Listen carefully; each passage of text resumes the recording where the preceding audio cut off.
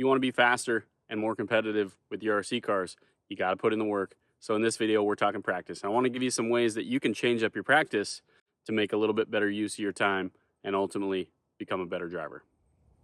Now, one of the best pieces of advice that I can give you is to practice like you want to race. It's really fun to go out and push the limits, try to find those limits, overdrive the car, and just have a good time. And ultimately, there's no substitute for seat time, as the old saying goes in motorsports, or in our case, there's no substitute for radio time. And ultimately, you're building muscle memory, but you're also building habits. And if your only habit is to go out there and send it, odds are you're going to do a little bit of that on race day and overdrive your car. So what I want you to practice is being smooth and consistent and efficient with your car.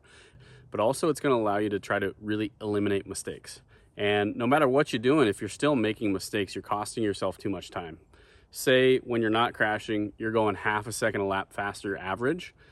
If you make one mistake and it costs you 5 seconds when a turn marshal has to turn your car over, that's 10 laps you have to do half a second faster to gain back that 5 seconds. So as you're practicing being smooth and efficient, you got to eliminate those mistakes as well. Okay, so smooth is fast, guys. All right, now come in close for this one, guys, because this is probably the most important thing that I'm going to share in this entire video.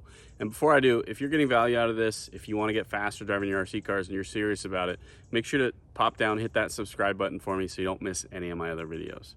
Now, one of the most important things that you can practice, and I think you should practice this every single time your car hits the track, every single time your car hits the track, every time you've got a radio in your hand. And what you need to practice is really focusing in and honing in on your own car. Because if you take your eye off your car for just one split second, these things are so fast these days, guys, you're gonna make a mistake, you're gonna lose time, you're not gonna be running as fast as you could be if you're really focused on your own car. Now, a great time to practice this is a really busy practice day when there's lots of cars on the track, maybe there's lots of cars around you. You don't wanna lose sight of your car or lose focus on your car for a split second, especially when you're in traffic, because you can make a mistake, either hit another car or upset the car, maybe hit a jump wrong, whatever it may be. You really want to focus in on your car. Even when you're alone, focusing on your car is going to keep you from making mistakes.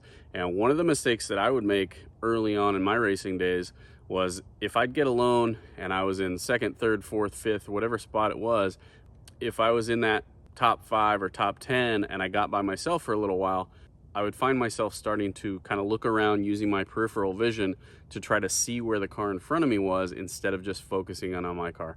And I would typically make mistakes, or like I said before, not make as fast of laps as I could have in trying to catch that person. So one of the things that I really dedicated myself to was just focusing on my car and running my own laps. And some of the best races I've ran were when I really just focused in on my car.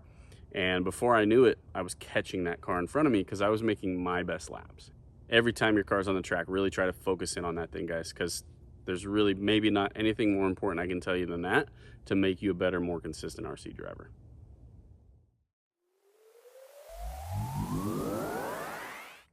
Now, how do you know what is smooth and fast versus backing off too much and slow? Okay. One of the coolest things that I've seen in the past few years is going to be this lap monitor personal transponder system. Now, for less than $150 with a transponder, you can pick up one of these, have it shipped to your house, and take it to practice with you so you really get some real-time data. You can look at lap averages, top 5 laps, top 10 laps, to give yourself a really good sense of what is fast and what's not fast. And you might surprise yourself with the results, guys. So one of the things that I would suggest doing is going and doing a pack super aggressive, look at the lap times, look at the bad laps as well, and then go do a pack where you're just super consistent and smooth and see how the lap times and that average lap really plays out. So this is one of the coolest tools I've seen for practice. That's, again, the lap monitor personal transponder system, which you can pick up on their website. Not affiliated with those guys, but I think this is a really cool tool to elevate your practice.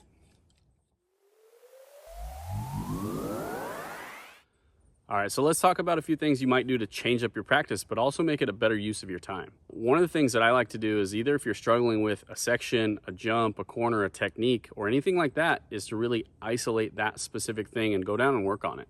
So get off the driver's stand, go down to the track. As long as there's not a bunch of cars on the track, you can go down there and work on either a jump section that you're struggling with and just do that set of jumps or that specific corner, turn around, come back and do it again.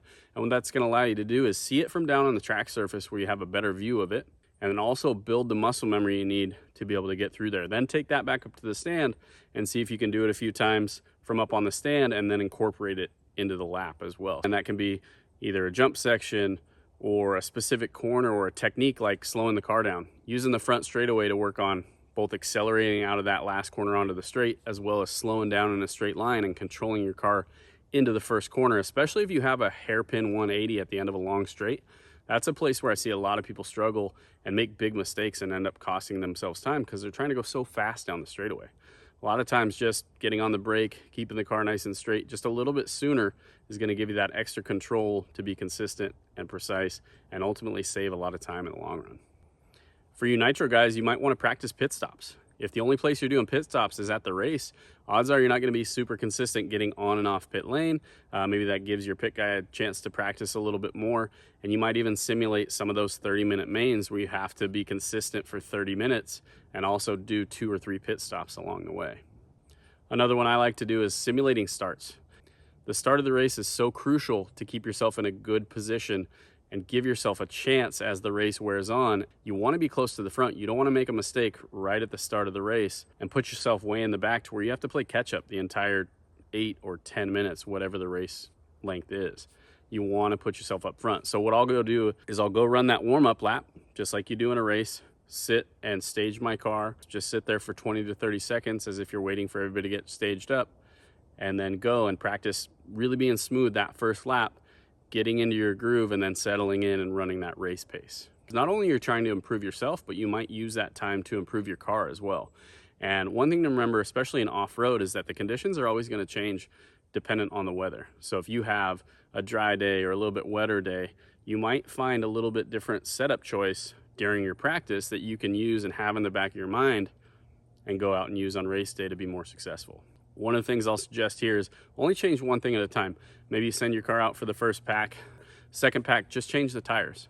Third pack, just change something you might not like. Pick whichever tire you think is better and then change one other thing. Maybe it's something you're changing in your electronics. Maybe you're taking a little steering out or changing, the steering speed in your radio. And that's really something you can use to learn and be better in the future when you go to those races. Now, one of my favorite things to do in practice, especially if you have a track of your own like I do here, or if you're at a track and there's nobody else around, is run the layout in reverse, because that's going to really make you change up your timing, your line choice. It's going to make you relearn a track. For me, on my track here, I've got a couple spots on this particular track that when you run in reverse, you really, really have to be intentional, and you only have, one car width to put that car to have it be the best line on the track. So the track wasn't designed to go that way, but it's really fun and it really makes you more versatile to try that and go reverse. Now, lastly, I want to tell you guys, and if you're still here, leave a comment below in what you think maybe the best thing you picked up from this video, and I'll know you watched the whole thing. If you have any questions, leave them down there as well. I'll make sure to read all those guys and comment back to you. But the last thing I want to leave you with is study.